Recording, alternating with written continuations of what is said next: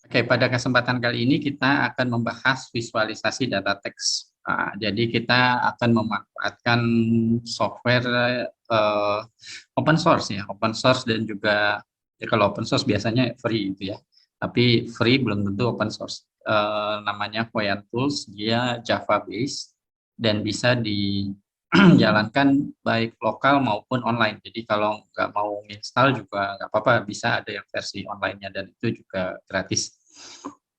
Nah, tapi kita seperti biasa nanti ngumpulin data dulu, lalu kita pre-processing, baru kemudian apa itu kita visualisasikan. Nah, ini nanti saya upload ya, kayaknya udah saya upload tapi bukan versi yang terkini, nanti linknya akan saya berikan.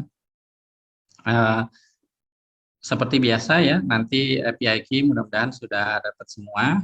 Kita load modulnya dulu di sini gitu. Terus API key-nya silahkan di-load punya masing-masing. Nah, kemudian untuk kesempatan kali ini kita akan pakai trending topik yang ada saat ini ya. Ada minimal 2 website yang bisa kita gunakan untuk melihat trending topik yang ada di Indonesia saat ini. Sebenarnya dari Twitternya langsung juga ada ya di sebelah kanan atau sebelah kiri ya. Tapi itu bergantung lokasi banget sih, Twitter tuh ngedetek lokasi. Jadi kalau kita mau misalnya di sembarang tempat gitu, ada beberapa website, contohnya yang ini ya, website apa nih, Twitter Trends.imr bla bla bla itu, atau bisa juga ini website Trends24. Nah, ini juga bisa, dia juga lihat bahkan per jam gitu ya, trendingnya apa aja gitu, trending topiknya. Nah, kita akan pakai trending topik ya. Jadi tolong jangan baperan, jangan terlalu sensitif. Kita ngelihat data aja ya, analisa data aja.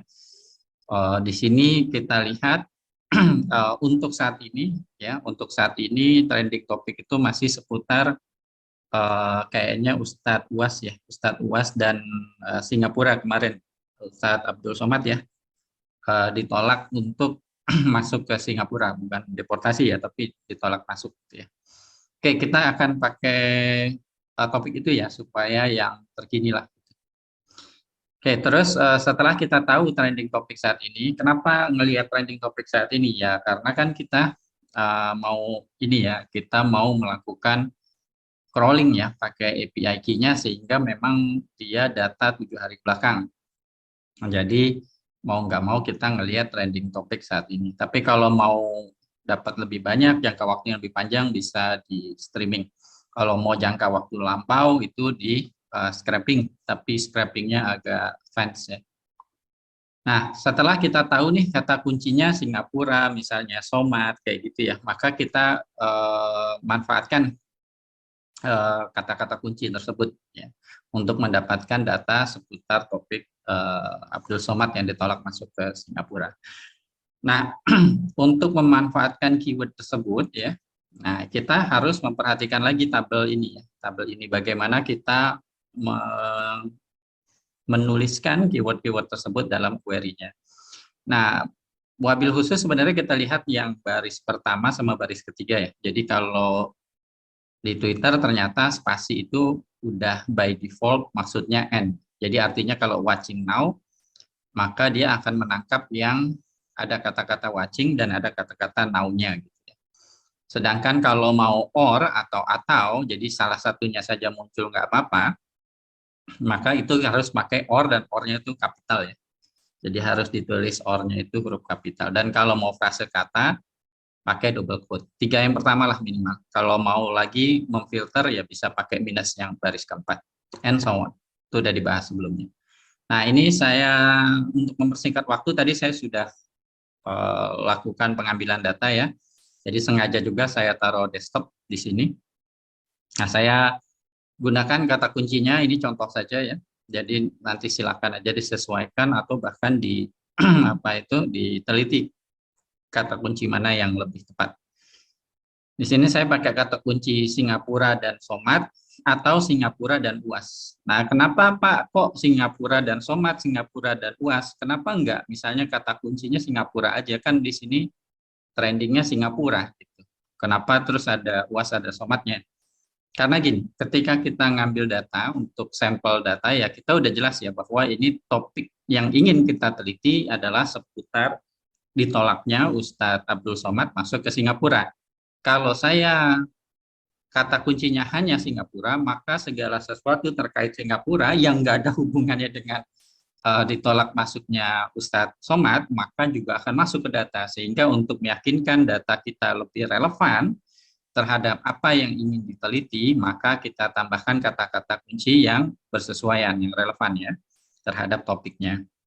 Jadi ini contoh saja, di mana saya pakai Singapura Somad or huruf besar semua, Singapura UAS. Lalu nanti kita akan simpan ya JSON filenya untuk keperluan lainnya. Misalnya minggu depan kita akan coba memvisualisasikan networknya, networknya seperti apa. Dan sebenarnya habis itu bisa kemudian diteliti lagi, misalnya kontroversi analisis itu juga bisa dari situ. Atau bahkan di clustering dari grafnya juga bisa. Jadi clustering itu bisa dari teksnya, bisa dari grafnya. Minimal dari dua hal itu. Nanti sebenarnya masih banyak lagi caranya. So anyway, oke, ini nama filenya saya sengaja taruh di desktop, tapi nanti kalau menjalankan ini, tolong ini diganti ya, karena kalau nggak pasti error. Karena kalau di komputer saya kebetulan ada drive D, terus desktop itu saya pindahin ke D. Nah, terus kalau kalian misalnya ganti saja dengan misalnya data gitu, data atau ininya dihapus saja gitu, langsung aja nama filenya, silakan.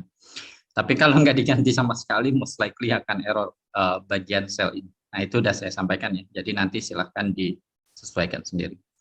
Nah, lalu di sini saya coba di load dulu kalau memang sebelumnya udah pernah di query gitu ya. Terus kalau belum ya udah, kalau belum maka ngambil langsung dari Twitternya. Jadi connect ke Twitter. Nah, cuma fungsi connect-nya, fungsi crawling-nya itu saya masukkan dalam file ini, file tahu data EDA02 CTA. Nah, ini isinya sama dengan yang apa itu? Code dari 2 minggu sebelumnya nih. Jadi yang SMA 01 dan NLPTM untuk pre-processing supaya di minggu ini kita fokus ke visualisasinya, nggak lagi kemudian gimana cara narik datanya, gimana kemudian pre-processingnya gitu. Nah, ini sudah dijadikan fungsi-fungsi yang bisa kita panggil saja.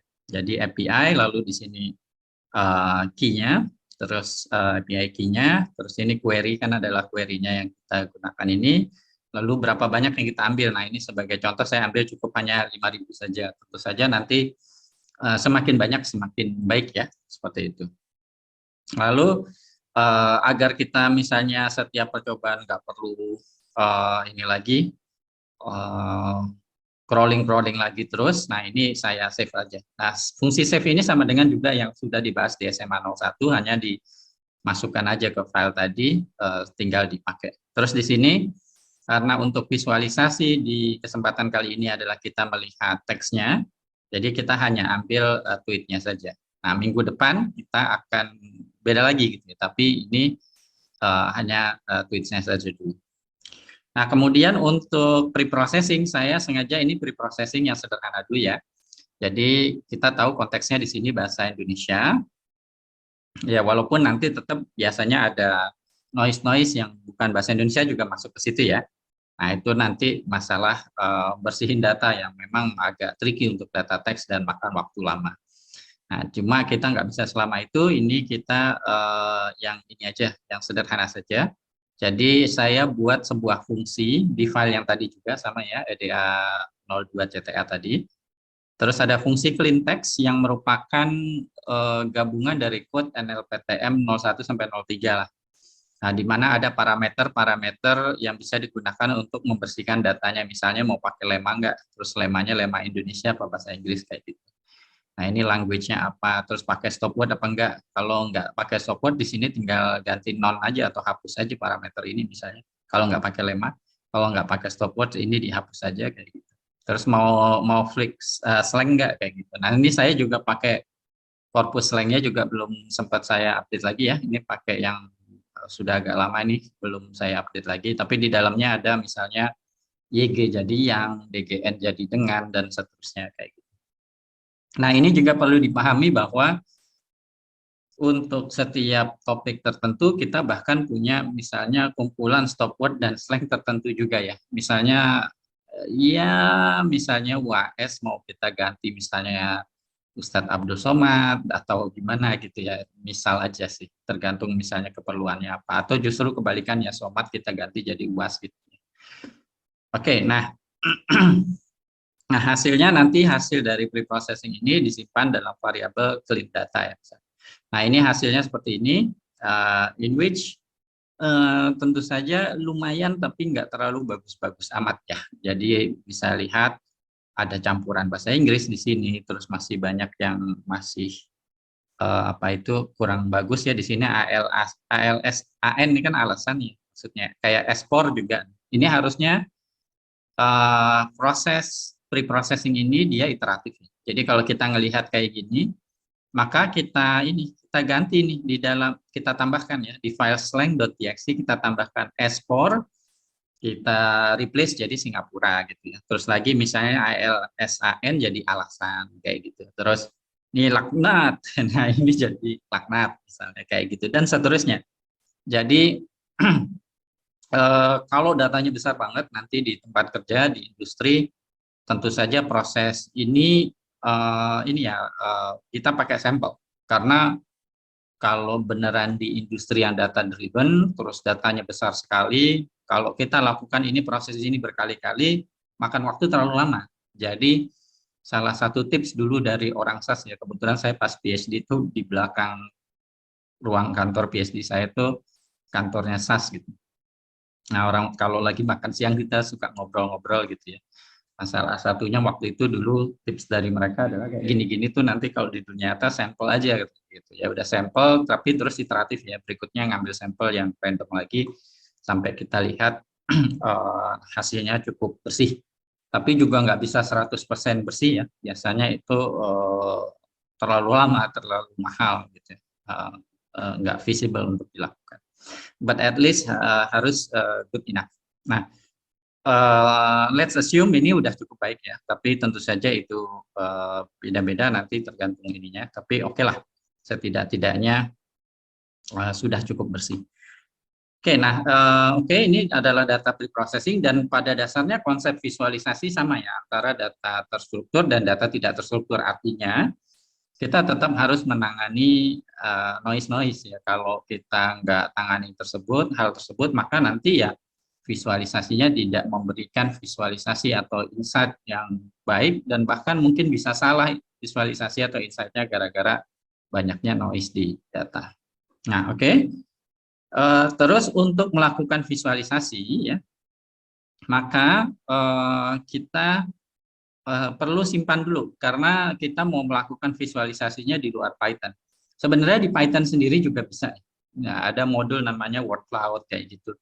But menurut saya apa ya tidak apa yang nggak praktis dan hasilnya juga nggak terlalu bagus. Kalau mau hasil bagus advance sekali, jadi ini apa troublesome lah intinya. Jadi kalau saya pribadi kalau mau visualisasi data teks biasanya pakai software Voyant Tools ini. Dan untuk menggunakannya berarti hasil preprocessing data teksnya harus disimpan dulu dalam file teks biasa ya .txt. Jadi di sini file name-nya saya ganti aja yang di atas yang tadinya JSON saya ganti .txt. Terus ada fungsi save tweet. Nah, di situ ada parameter plain kalau mau simpan ke dalam bentuk txt bukan JSON. Nah, ketika udah disimpan maka nanti di sini dalam hal ini saya nyimpannya ke desktop. Jadi ini ada file txt-nya ya. Terus di sini ada file JSON-nya yang seluruh apa itu field di tweet-nya. Nah, ada juga ini apa raw tweet-nya sebelum pre-processing. Nah, kenapa saya juga nyimpan ini nih yang nggak di pre-processing ini disimpan juga. Nah, nanti ini menarik nih. Dan itu pernah ya di suatu ketika di suatu pertemuan waktu itu saya memberikan ini apa sharing kepada industri ya. Kebetulan ada pimpinan-pimpinan beberapa perusahaan, terus ada diskusi di situ kalau kayak gini data kayak gini itu yang disimpan raw-nya atau hasil preprocessing-nya sih gitu, karena kan mereka datanya besar gitu ya.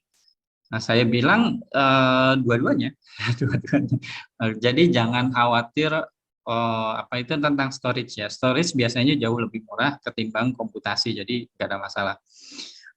Kenapa raw-nya masih perlu? Ya karena banyak hal ya nanti contohnya di masalah ini apa itu eh, untuk mendapatkan konteks yang tepat atau interpretasi yang tepat dari visualisasinya, kita masih butuh raw tweet-nya sebelum di pre-processing. Karena kalau kita udah pre-processing dan pre-processingnya itu lumayan banyak ya, jadi misalnya udah pakai lemma, stop words, terus juga misalnya fixed length dan lain sebagainya, bahkan kalau mau ditambahin autocorrect ya, autocorrect dari typing itu juga bisa lebih bagus lagi. Kalau udah terlalu banyak nih proses pre-processingnya, apalagi iteratif kayak tadi, nanti untuk mendapatkan konteks atau interpretasinya biasanya lebih sulit. Dan sebagai data scientist atau data analis, kita hindari menginterpretasi berdasarkan emosi atau pendapat kita. Jadi kita harus benar-benar lihat data, bukan kemudian emosi kita gimana atau posisi kita gimana terhadap topik itu. Jangan demikian ya. Jadi benar-benar harus dari data. Nah, untuk benar-benar menginterpretasikan dari data, biasanya raw datanya itu penting. Nah, untuk visualisasi biasanya godaannya gitu ya.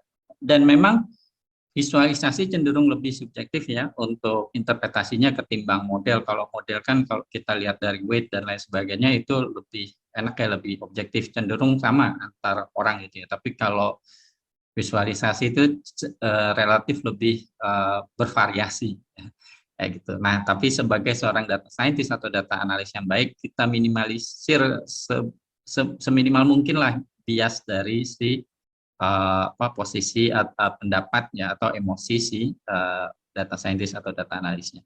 Nah, ini yang nyimpan ini ya, nyimpan raw tweet-nya sebelum pre-processing. Di sini nama variabelnya tweet, kalau yang di sini nama variabelnya clean data. Nah, saya tapi sebelum nyimpan ke TXT ya, saya unit decode dulu minimal ya, karena ya itu, karena di media sosial itu encodingnya beda-beda. Kalau di save secara biasa sebagai ASCII itu biasanya error. Nah, ini untuk menghindari itu aja. Oke, sudah disimpan nih. Nah, saatnya kita visualisasi. Nah, untuk visualisasi, kita seperti yang sudah disampaikan tadi sebelumnya, kita akan menggunakan software Voyant. Nah, software Voyant ini bisa digunakan secara online, jadi nama websitenya voyant-tools.org, this one. Ya, tapi kalian juga bisa Google lalu install secara lokal. Nah, kalau diinstal secara lokal dijalanin, nanti ketika di double klik dijalanin dia kayak Jupyter Notebook ya. Tapi kalau di Jupyter Notebook itu localhost lalu portnya 8888. Nah, kalau di Voyant Tools itu defaultnya ini 8998. Nah, kalau masih datanya kecil gitu ya, pakai ini yang versi online nggak ada masalah. Ini nanti hasilnya sama ya, hasilnya sama aja. Tapi kalau datanya lebih besar, ya tentu saja disarankannya yang versi lokal. Nah, dia hanya ini ya, kalau kita lihat, saya perlihatkan di sini, nah, dia hanya diekstrak aja programnya ya, diekstrak saja, tidak ada installer setahu saya, ya, seingat saya, nggak tahu kalau yang versi terkini mungkin installer ya. Tapi dia ketika diinstal atau diekstrak ya, dia seperti ini aja foldernya. Terus dia Java base, jadi harus punya Java di komputer kita kalau mau versi lokal. Terus habis gitu, uh, yang penting terus di sini ada server setting ya. Nah, di server setting di sini kalian bisa atur sih portnya kalau misalnya sebelumnya udah dipakai untuk program lain, kalian bisa rubah di sini di port yang kosong. Nah, terus ya, tapi yang setting kedua yang penting adalah di sini jumlah memori ya. Jadi kalau di dunia akademis mungkin ini defaultnya kalau nggak salah 2048 deh 2 giga ya.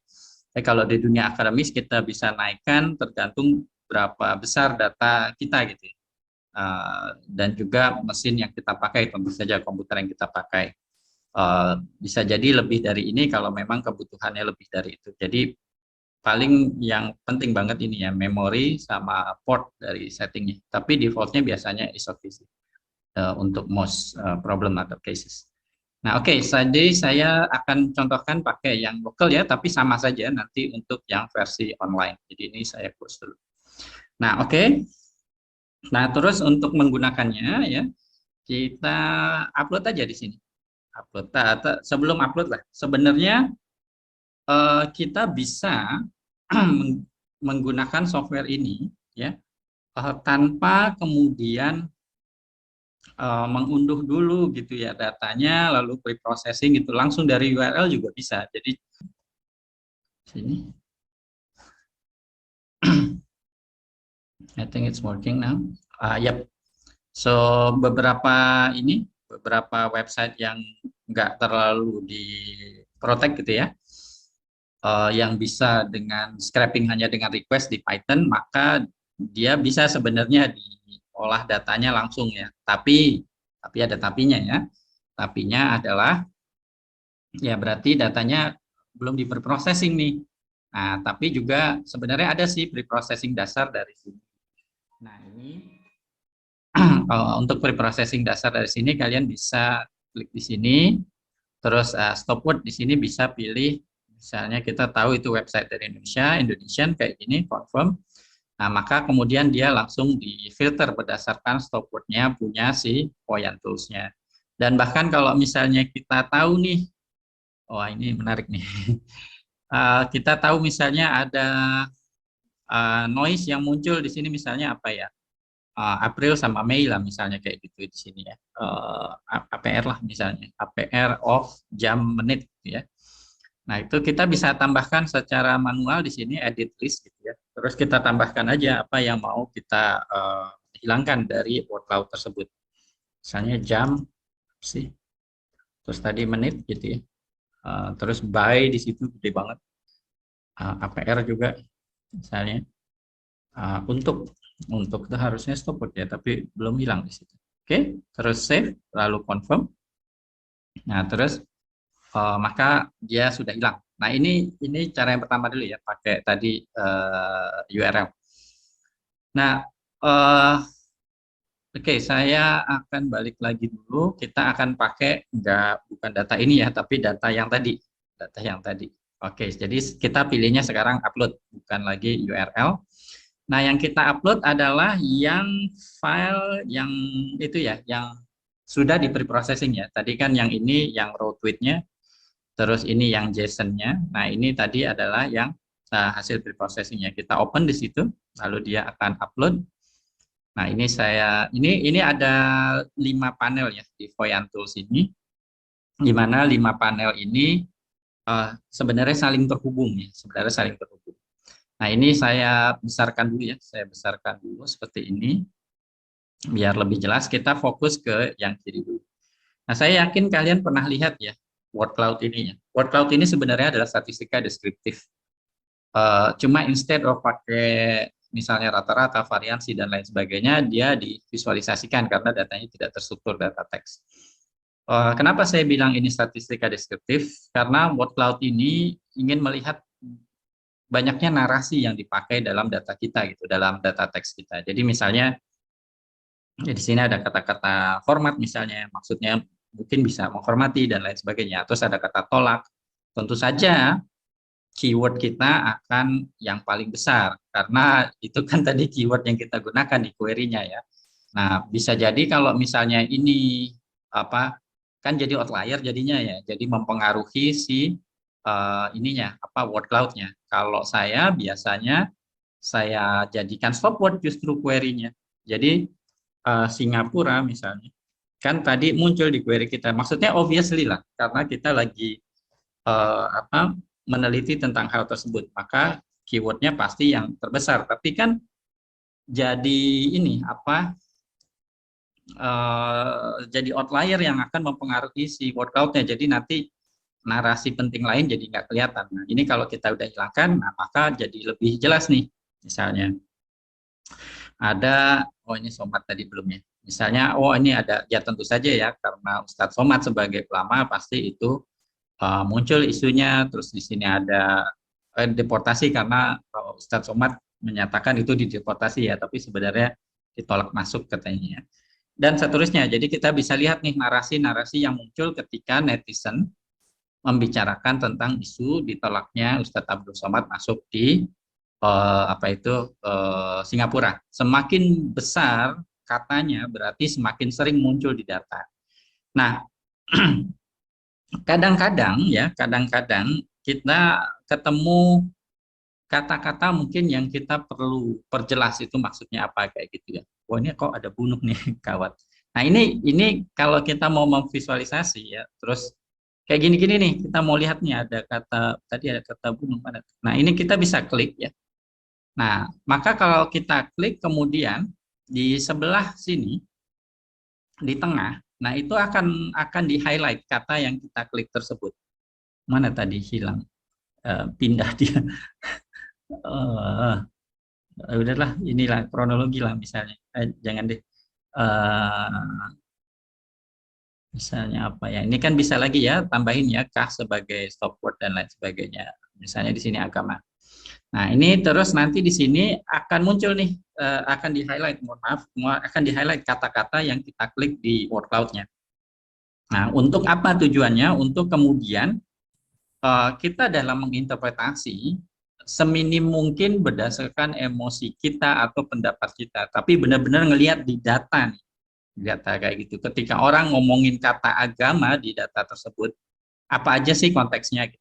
Nah, tapi kan yang di tengah ini adalah data yang udah kita preprocessing.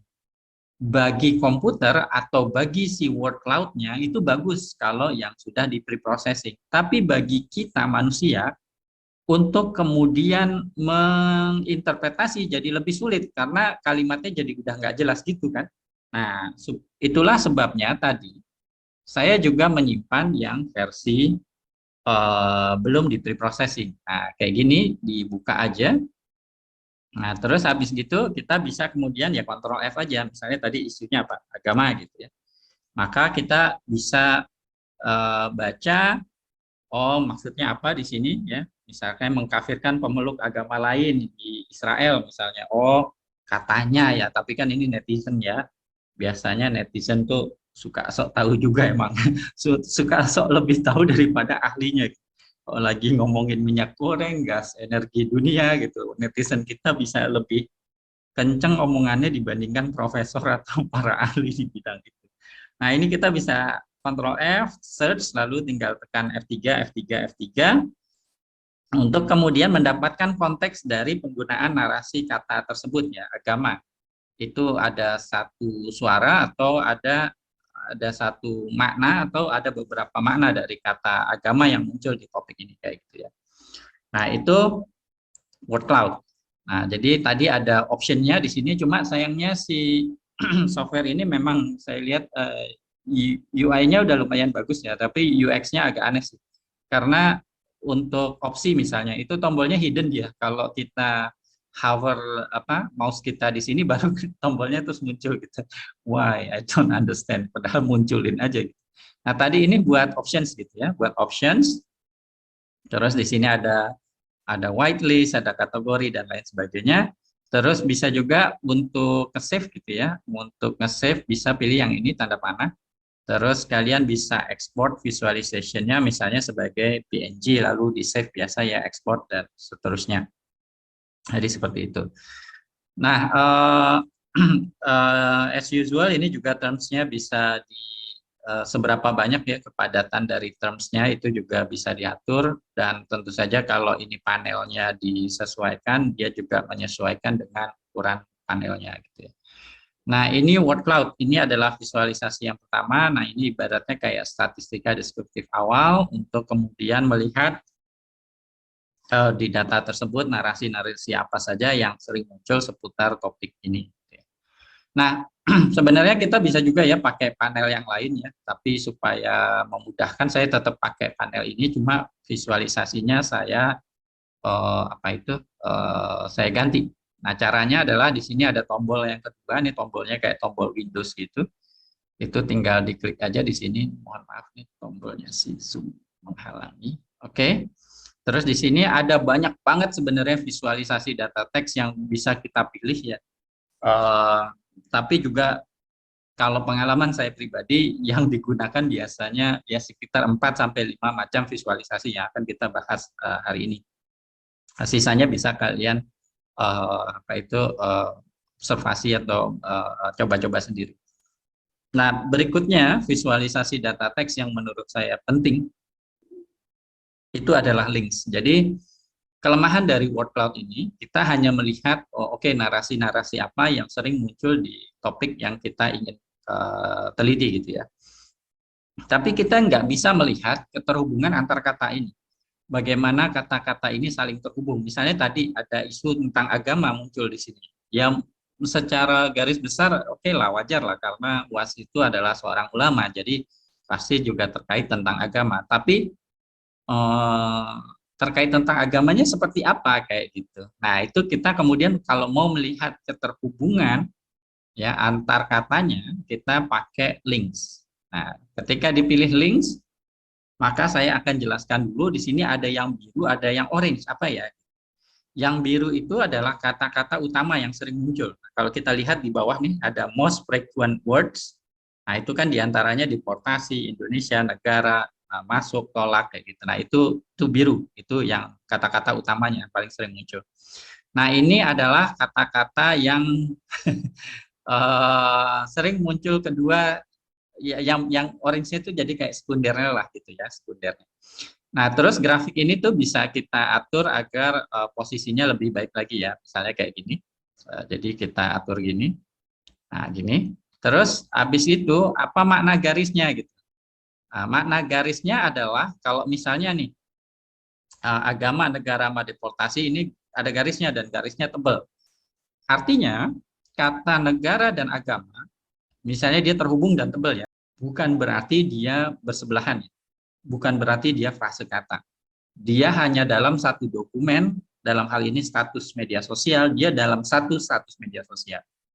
Makanya struktur data juga penting. Kalau kita cara nyimpennya salah, tidak sedemikian sehingga satu baris di entitas data atau datum kita nyebutnya, maka nanti bisa salah word cloud-nya. Gitu. Jadi harus hati-hati.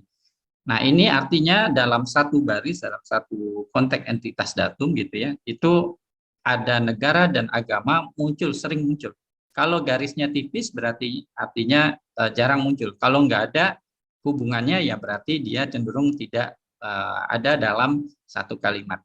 Nah, ini kalau tadi di word cloud itu bisa di apa itu ada slidernya di sini ya untuk apa meningkatkan kerapatan dari visualisasinya.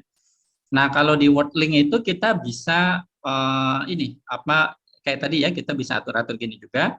Terus kita misalnya tertarik, nah ini kok ada misalnya Fadlizon nih, ngapain nih si Fadlizon nih. Nah, kita tentu saja bisa klik Fadlizon, lalu Fadlizon di sini nanti akan muncul di highlight semua atau tweet semua yang terkait ada Fadlizonnya. Bisa juga kita double klik di Fadlizonnya untuk kemudian mendapatkan lebih banyak kata-kata terkait ya, kayak gitu. Termasuk juga ini hina, ini maksudnya apa? Apa hina ulama atau apa gitu. Nah, itu bisa double klik. Wah, ini kok ada kaitannya sama umur misalnya. Ini kita lihat lagi dan seterusnya. Nah, terus ada permisif dan lain sebagainya, ini bisa di double klik untuk mendapatkan lebih banyak kata. Nah, tentu saja juga kita bisa ada slider di sini untuk mendapatkan lebih banyak konteks lagi. Berarti slider di sini tuh untuk ngatur yang ini nih, most frequent words-nya, berapa banyak yang dulunya. Tapi kalau kebanyakan juga biasanya overwhelmed dengan informasi, kita juga interpretasinya jadi lebih sulit gitu ya. Ketika kita ngatur kata-katanya ini, selain tadi bisa digerakkan, kadang-kadang kalau udah terlalu rame gitu ya agak susah juga, kita bisa misalnya fix suatu lokasi gitu. Jadi misalnya deportasi di sini, kita misalnya ini centralize, misalnya di deportasi itu juga bisa kayak gitu. Terus habis itu tadi juga bisa fix ya, fix location untuk yang lainnya. Misalnya kayak gini, ini fix, oh ini udah ya, udah fix kayak gitu, terus dia nggak akan gerak kalau ininya gerak. Kalau nggak kan kayak tadi ya, dia ikut bergerak kayak gitu.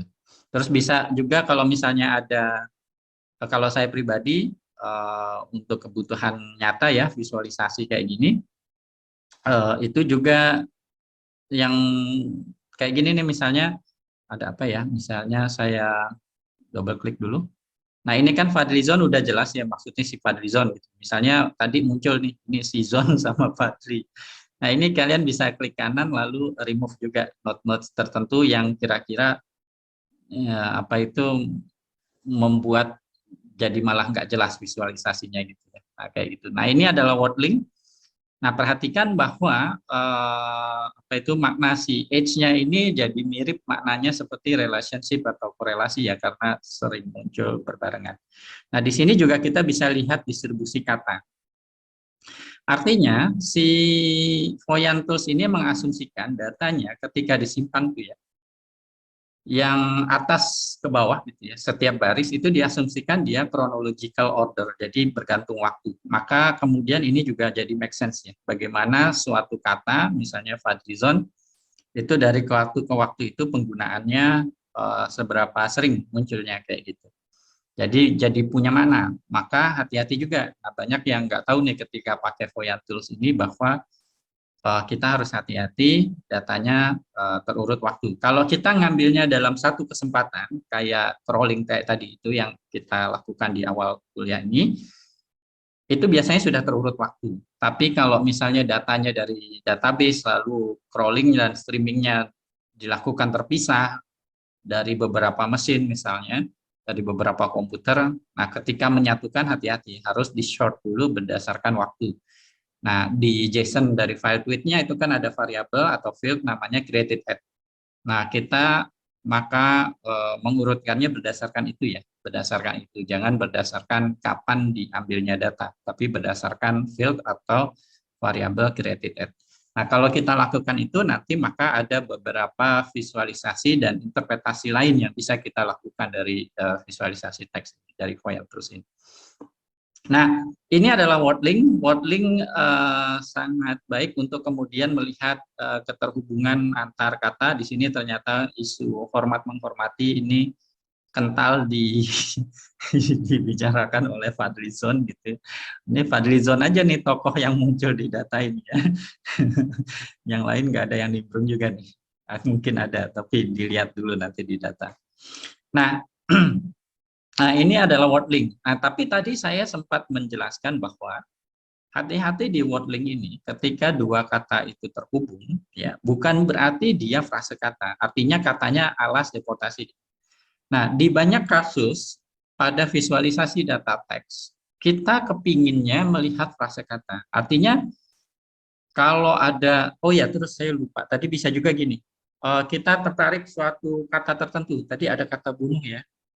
Jadi ini juga bisa untuk mendeteksi apa kekerasan yang terjadi di ini ya, di apa itu di data kita ya.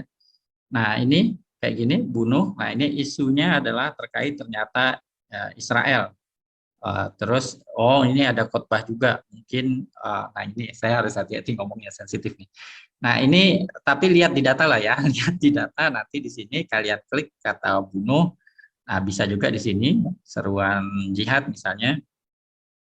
Terus bisa juga lihat di raw datanya ya. Di raw datanya lebih jelas lagi nih. Kata bunuh di sini sebenarnya maksudnya mengacu ke bunuh apa gitu. Kayak gitu ini jadi bisa diteliti lebih lanjut. Nah, tapi ini bukan berarti frase kata ya. Artinya bukan berarti bunuh Israel gitu. Bisa jadi kata itu bukan bersebelahan. Nah, kalau kita mau tahu dia bersebelahan apa enggak ya. Jadi kita khawatir nih masyarakat apa bereaksi terhadap isu ini dengan emosi atau dengan bijak atau dengan bagaimana gitu ya. Nah, ini kita kemudian bisa menggunakan visualisasi yang lain kalau kita tertariknya meneliti frase kata. Nah, biasanya kalau pengalaman saya itu proyek-proyek yang dilakukan oleh pemerintah ya. Jadi misalnya pemerintah ingin tahu misalnya tapi swasta juga sih. Pemerintah atau swasta misalnya ingin tahu keberhasilan sosialisasi. Biasanya kan kalau swasta aja deh contohnya. Kalau pemerintah takutnya ntar saya ngebocorin rahasia negara. Eh, Swasta misalnya apa ya?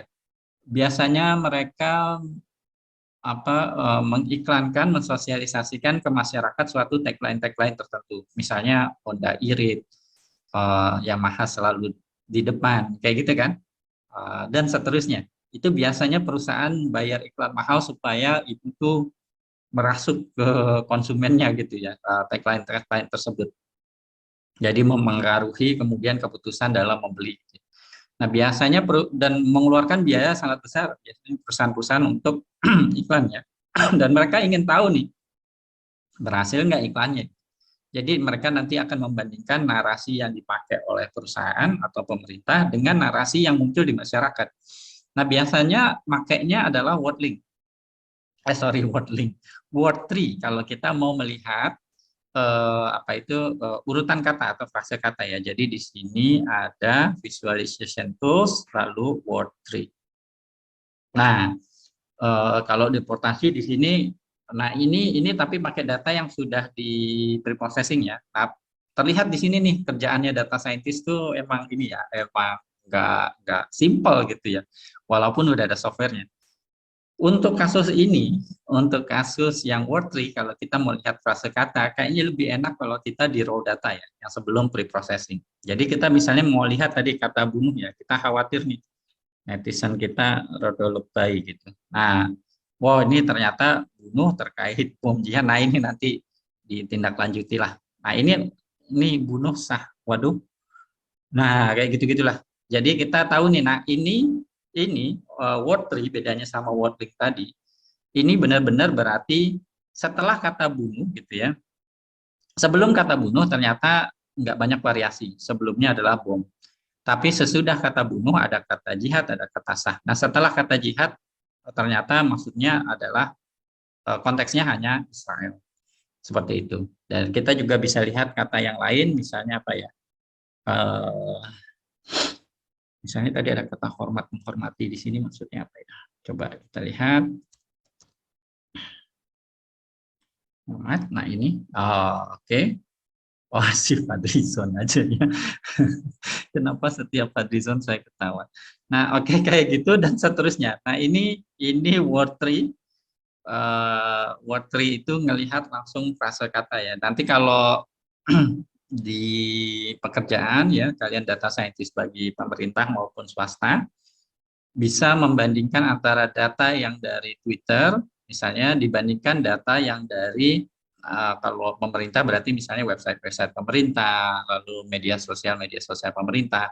Apakah narasi yang muncul itu serupa, nggak harus sama persis, serupa nggak antara yang dari pemerintah sama yang dibicarakan oleh masyarakat. Nah ini word tree seperti itu ya, melihat frase kata. Keragaman narasi masyarakat dalam menanggapi suatu topik atau kasus. Nah, kalian bisa isi di sini dengan sembarang kata yang lain. Let's say ini tolak apa ya? Nah, oh ini maksudnya Singapura tolak UAS ya. Kalau Somad, oh, oke. Okay. Oh ini Ustadz Abdul Somadnya aja, panggilannya aja. Nah ini masih ini ya. Oh ini ada dikaitkan juga sama Hong Kong. uh, ada klarifikasi di sini, klarifikasi dari Singapura dan lain sebagainya. Oke, itu adalah word tree. Dulu ada word tree, tadi juga sudah saya sampaikan interpretasinya, contoh penggunaannya dan lain sebagainya. Nah, oh iya, saya agak kelupaan sedikit. Saya mohon maaf balik sedikit lagi dulu ke word cloud tadi ya. Saya lupa menjelaskan tadi ya. Si word cloud ini selain yang tadi sudah saya jelaskannya, ada satu hal yang saya agak terlupa, mohon maaf. Penggunaannya juga bisa beda-beda. Jadi misalnya seorang data scientist melakukan sentimen analisis. Kalau banyaknya sentimen positif negatif itu ya itu oke lah, itu salah satunya ya. Tapi bagi perusahaan itu nggak terlalu berharga sih untuk sekedar tahu oh positifnya sekian persen, negatifnya sekian persen. Biasanya mereka terus ingin tahu positifnya itu apa, negatifnya itu apa. Nah, biasanya yang dilakukan data scientist adalah satu, dia melakukan aspek based sentiment analysis dulu. Jadi diklasifikasi dulu tuh sentimennya itu terhadap apa nih, misalnya harga jual, terkait aplikasinya, terkait pelayanannya, atau terkait apa gitu. Jadi diklasifikasikan lagi namanya aspek based sentiment analysis. Lalu setelah itu di setiap aspek dan di setiap sentimen yang muncul, misalnya positif atau negatif, biasanya netral dicuekin. Tapi di modelnya harus muncul ya netralnya, tapi pada saat interpretasinya biasanya kita hanya fokus ke positif dan negatifnya. Jadi misalnya positifnya terus terkait pelayanan misalnya, maka kita buat workload-nya. Positifnya, negatifnya pelayanan, kita buat workload-nya. Terus misalnya dan seterusnya ya, terkait produknya, positifnya buat workload-nya. Terkait produknya, negatifnya buat workload. Tapi Kalau kita membuat word cloud-nya dengan cara seperti ini, biasanya nggak jelas. Biasanya nggak jelas. Nah, untuk kasus contoh seperti tadi ya, misalnya sentimen analisis, maka kalian harus pakai post tag. Nah, di NLPTM 02 atau 03 ya, saya sudah menjelaskan bagaimana melakukan post tag. Jadi kita ambil kata benda dan kata sifatnya dalam hal ini. Maka nanti di word cloud-nya hanya muncul kata benda dan kata sifat, sehingga lebih jelas dalam interpretasinya. Apa yang sudah bagus, apa yang jelek kayak gitu. Lalu bagusnya tuh apa narasinya, misalnya kalau otomotif mungkin irit, bandel dan lain sebagainya. Terus apanya yang irit, apanya yang bandel, mesinnya misalnya kayak gitu.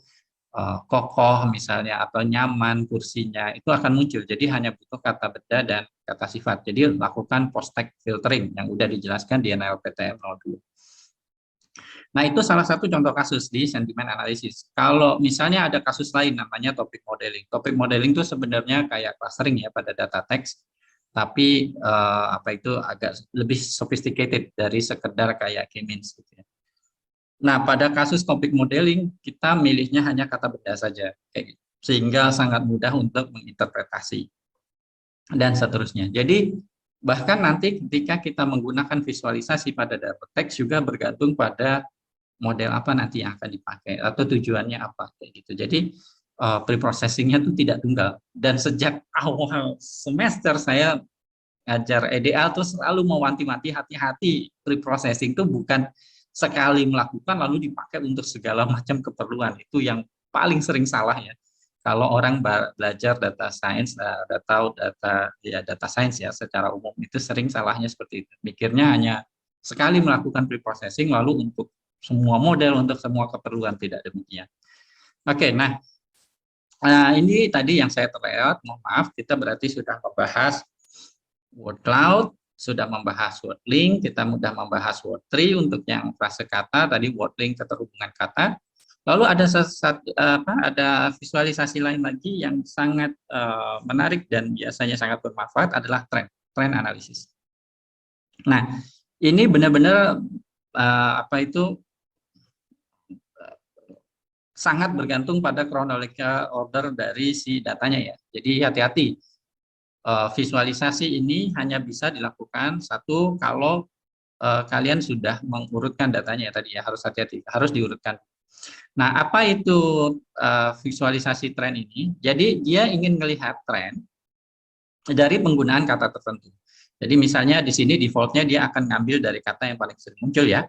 Tapi kita bisa ini juga nih. Ini kan misalnya masuk nggak make sense nih. Kita bisa hilangkan nih masuk mana masuk. Ini masuk tuh biru ya ini. Ini bisa kita hilangkan. Wait, reset di sini. Oke, bisa kita hilangkan. Misalnya negara kita hilangkan. Let's say Indonesia. Nah, kita misalnya lihat ini tolak deportasi. Oke, terus tadi ada kata bunuh, saya mau tahu. Oke, nah ini. Terus di sini ada let's say apa tadi? Kata apa ya? Misalnya Abdul Somad, Somad. Oke. Oh, terus ada kata apa lagi ya? Oke, misalnya kayak gini. Nah, ini kata dia muncul. Nah, ini pertama saya akan menjelaskan ya. Jadi ini segmen-segmen ini tuh kalian bayanginnya kayak count plot. Jadi data kita ini dibagi 10 segmen. Nah, segmennya ini bisa kita ganti ya. Jadi mau berapa segmen di sini bisa diatur ya, bisa diatur mau fine grain atau coarse ya. Jadi misalnya 10 aja tadi atau iya, ini agak susah slidernya. Oke. Terus ininya sumbu Y-nya mau relatif frekuensi atau raw itu benar-benar murni frekuensi ya. Biasanya sih pakainya si relatif frekuensi aja. Nah, terus yang menarik di sini kemudian misalnya, nah ini nih kita bisa tahu nih kan ya timeline datanya nih, kita lihat di data misalnya ini tuh dari kapan sampai kapan, terus ini dibagi 10 ya bagian. Nah awalnya ternyata kata bumi ini lumayan muncul lumayan sering gitu ya, terus naik turun, udah agak adem nih di sini nih. Oh tapi mulai naik lagi kayak gitu, itu kelihatan di data ya. Kayak gitu, termasuk juga saya tertarik si Fadlizon tadi. Fadlizon. Nah, Wah, Fadlizon ternyata dari awal dia udah menunggangi isu ini ya.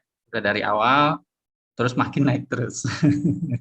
Nah, ini mendekati pemilu. Ini isu-isu mulai dimanfaatkan oleh para politikus. Nah, ini kayak gini, ini kelihatan. Termasuk misalnya kasusnya dulu ada kasus yang ramai tentang impor garam ya. Saya teliti datanya itu akhirnya kita bisa tahu tuh misalnya kapan isu itu pertama kali muncul gitu. Jadi bisa jadi nanti dia misalnya landai, terus tiba-tiba nanti muncul di sini naik terus jadi trending gitu. Nah, di situ kita akhirnya bisa teliti kapan dia pertama kali muncul gitu dan seberapa besar dia jadi viral di situ kayak gitu. Nah, ini adalah tren analisis dan perhatikan bahwa kalau kita eh, memahami hal ini kan sebenarnya kayak rumus korelasi ya. Artinya dalam selang ini, kalau ini naik, ini juga naik, itu kan definisi atau filosofi dari korelasi sebenarnya. Kalau X naik, Y naik, maka korelasinya positif. Kalau X naik, Y turun, korelasinya negatif. Dan seterusnya kan gitu ya. Nah, berarti kalau kita dapatkan dua pola yang apa itu sangat mirip gitu ininya apa grafiknya di sini sini. Ini misalnya gini ya. Ini tolak sama Fadlizon ya. Fadlizon ternyata ya kalau misalnya grafiknya mirip gitu ya. Dia naik ikut naik, dia turun ikut turun antara dua kata berarti korelasinya tinggi, korelasi tinggi. Ya karena uh, penggunaan kata itu naik, maka yang satunya penggunaan katanya juga naik kayak gitu dan seterusnya. Jadi ini bisa dimaknai sebagai korelasi. Juga bisa ngelihat tadi kapan pertama kali suatu narasi itu muncul, lalu bagaimana dia naik turunnya suatu narasi tersebut. Nah, ini adalah kalau saya pribadi itu aja ya. Jadi visualisasi data teks yang menurut saya sangat bermanfaat sekali, baik untuk exploratory data, ya visualisasi awal seperti yang kita lakukan saat ini. Nah, bisa juga nanti setelah modeling, ya kayak tadi, misalnya visualisasi setelah topik modeling, visualisasi setelah aspek based sentiment analysis, dan seterusnya. Nah, silahkan nanti di kesempatan lain untuk mengeksplor visualisasi-visualisasi yang lain. Masih banyak sekali visualisasi yang lain. Dan pada setiap visualisasi ini, kalau kita mau tahu nih visualisasi ini maksudnya apa, nah itu tinggal klik aja tombol si tanda tanya ini. Nah, nanti dia akan menerangkan visualisasi itu tuh apa, dia terangkan di sini. Terus termasuk juga kadang-kadang jurnalnya ya. Apa itu diambil dari penelitiannya siapa, pada paper apa itu juga nanti ada. Jadi kalian bisa kemudian mempelajari itu dari sini visualisasinya. Ini maksudnya apa? Sehingga kalau kita tahu itu visualisasi maksudnya apa, maka kita bisa menginterpretasikan visualisasinya dengan tepat seperti itu. Oke, jadi itu saja visualisasi dasar data teks. Kurang lebihnya saya mohon maaf. Terima kasih.